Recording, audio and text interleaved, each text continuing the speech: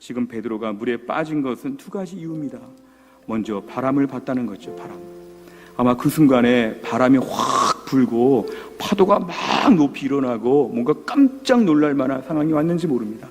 순간적으로 베드로가 시선을 바다 쪽으로 보게 되고 바람을 향해서 보게 되었습니다. 아주 무서운 상황이었죠. 지금 태풍 같은 상황에서. 자, 그렇게 되었을 때 순간적으로 바람을 보는 순간에 예수님을 시야에서 놓치게 되었습니다. 지금 예수님 바라보고 잘 가고 있다가 순간적으로 이제 바람 보다가 예수님은 안 보인 거죠. 한쪽만 보게 되니까. 그러면서 오늘 예수님의 시야에서 놓치게 되었을 때 바람을 본 것 때문에 그가 물에 빠졌다고 얘기합니다.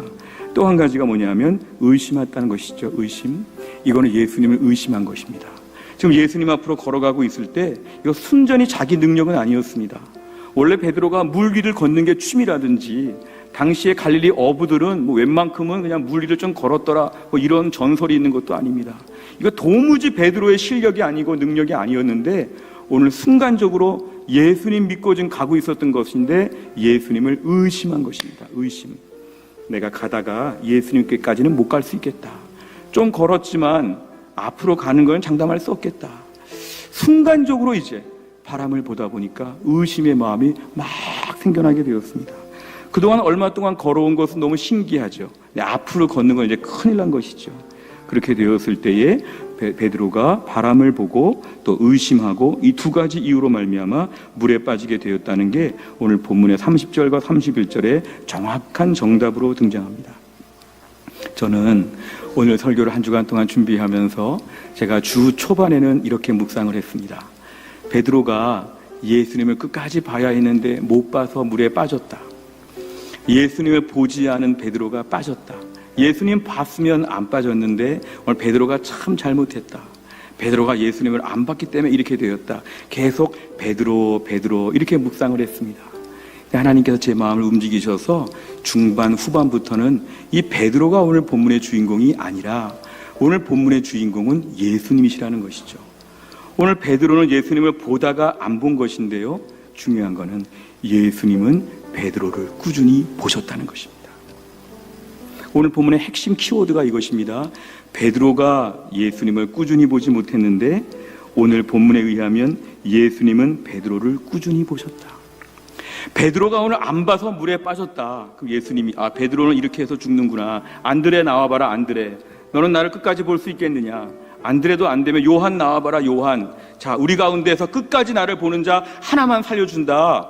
이렇게 예수님이 하신 것이 아니라 예수님 지금 베드로 한 명 놓고 하시는 것이죠. 베드로가 지금 예수님 보다가 안 봐서 물에 빠졌을 때 예수님의 그 다음 행동은 뭐냐면 손을 내밀어서 베드로를 낚아채듯이 살려주셨다는 것입니다. 오늘 본문은 베드로가 예수님 안 봐서 죽었다는 게 아니라 베드로가 순간적으로 예수님을 안 봤지만 예수님이 손을 잡아서 일으켜 세워주시고 그를 살리사 다시 물 위를 걷게 하셨다는 것이 오늘 본문의 핵심입니다. 오늘 본문의 주인공은 예수님이시죠. 오늘 예수님께서는 베드로를 다시 물 위를 걷도록 그렇게 만들어 주셨다는 것입니다.